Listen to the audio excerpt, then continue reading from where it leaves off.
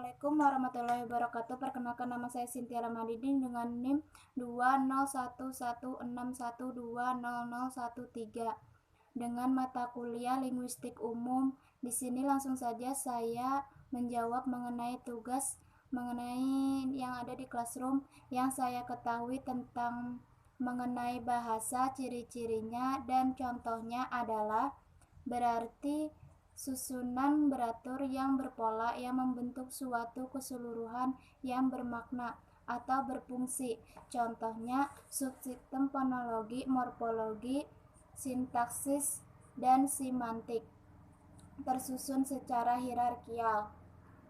2. Bahasa sebagai lambang, yaitu suatu sistem lambang berupa wujud bunyi bukan dalam wujud lain.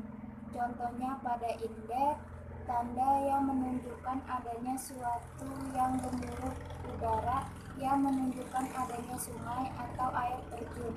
3. Bahasa adalah bunyi, yaitu suatu bunyi yang dihasilkan oleh alat ucap manusia yang di dalam fonetik diamati sebagai fon dan di dalam fonemik sebagai fonem. 4. Bahasa bersifat arbitrer, yaitu tidak adanya hubungan wajib antara lambang bahasa dengan konsep atau pengertian yang dimaksud dengan lambang tersebut, contohnya sewenang-wenang. 4. Bahasa itu bermakna, yaitu sistem lambang yang wujudnya berupa bunyi, maka tentu ada yang dilambangkan. Yang dilambangkan itu adalah mempunyai makna. Contohnya lambang-lambang bunyi A sampai Z dijadikan menjadi kata, kalimat memiliki maknanya sendiri. Bahasa cahaya, bukan bahasa CHY. 5. Bahasa itu arbitrer. 6. Bahasa bersifat konversional, yaitu terletak pada kepatuhan penutur bahasa untuk menggunakan bahasa itu sesuai dengan konsep yang dilambangkannya. Contohnya, semua anggota masyarakat itu mematuhi konvensi bahwa lambang tertentu digunakan untuk mewakili konsep yang diwakilinya. 7. Bahasa bersifat produktif. Unsur-unsur bahasa itu jumlahnya terbatas, tetapi dapat dibuat satuan-satuan bahasa yang jumlahnya tidak terbatas. Contohnya pada alfabet. 8. Bahasa itu unik. Setiap bahasa memiliki ciri khas sendiri yang tidak dimiliki oleh bahasa lainnya. Contohnya, salah satu keunikan bahasa Indonesia adalah tekanan kata tidak bersifat morfemis melainkan sintaksis.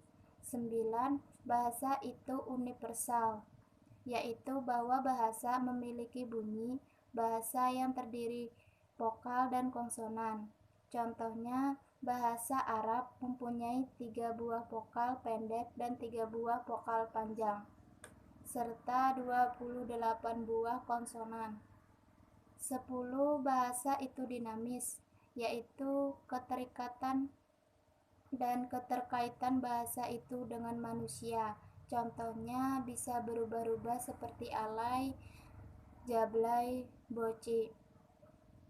Kata-kata yang baru muncul kemudian hilang dengan sendirinya.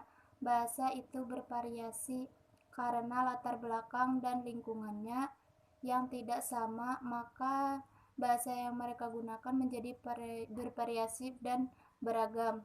Ada 3 istilah: idiolek, dialek, dan ragam. Idiolek ciri khas seseorang, misal warna suaranya. Dialek misal dialek hulu dan dialek wala.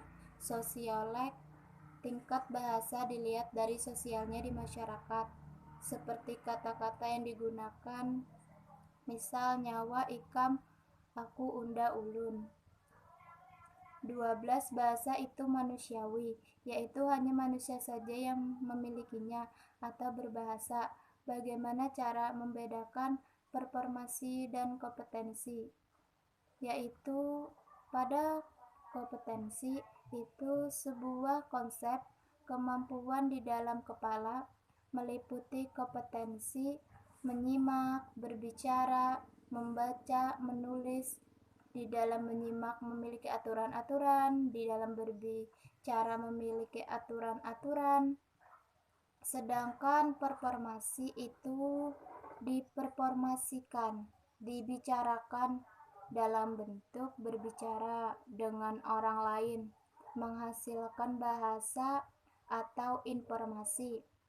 Faktor yang mempengaruhi eksistensi keduanya yaitu disebabkan beberapa faktor, yaitu fisik, bisu, lidah pendek, psikologis, takut, tidak percaya diri, lingkungan, contohnya tidak bisa menyebut R. Alasannya di kampungnya tidak bisa menyebut R. Kebanyakan pindah di suatu tempat yang bisa menyebut R, kemudian dia bisa menyebut R. Yang saya ketahui tentang linguistik dan subdisiplinnya yaitu linguistik dilihat dari pembidangnya. Ada linguistik umum, ilmu yang mempelajari bahasa secara umum.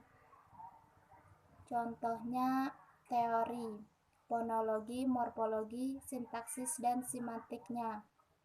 Linguistik terapan, bukan sekedar teori tetapi digunakan untuk diterapkan. Contohnya linguistik diterapkan untuk penyusunan kamus, pengajaran bahasa, dan pembinaan bahasa.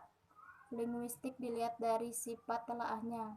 Linguistik makro yang sifatnya lebih sempit, contohnya fonologi, morfologi, dan sintaksnya. Linguistik makro sifatnya lebih luas, contohnya sosiolinguistik, antropolinguistik, psikolinguistik, dan neuropolinguistik. Linguistik dilihat dari pendekatannya, objeknya. Linguistik deskriptif yaitu melihat dan menggambarkan bahasa dengan apa adanya. Linguistik historis komparatif yaitu ada pada perbandingan sejarah.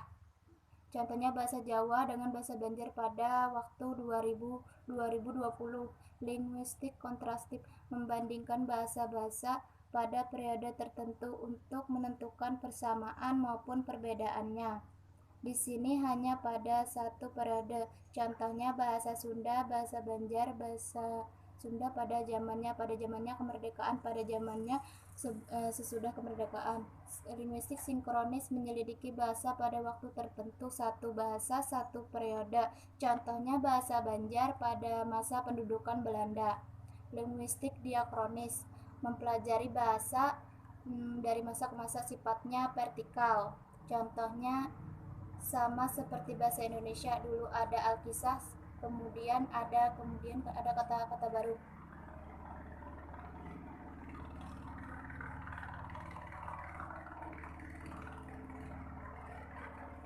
Sejarah perjalanan linguistik sehingga menjadi keilmuan yang bersifat otonom. Dari perjalanan ilmu bahasa, zaman Yunani berkembang aliran linguistik tradisional, beranjak ke linguistik substrukturalis, dan terakhir linguistik transformasional atau modern. Demikian yang bisa saya sampaikan. Wassalamualaikum warahmatullahi wabarakatuh.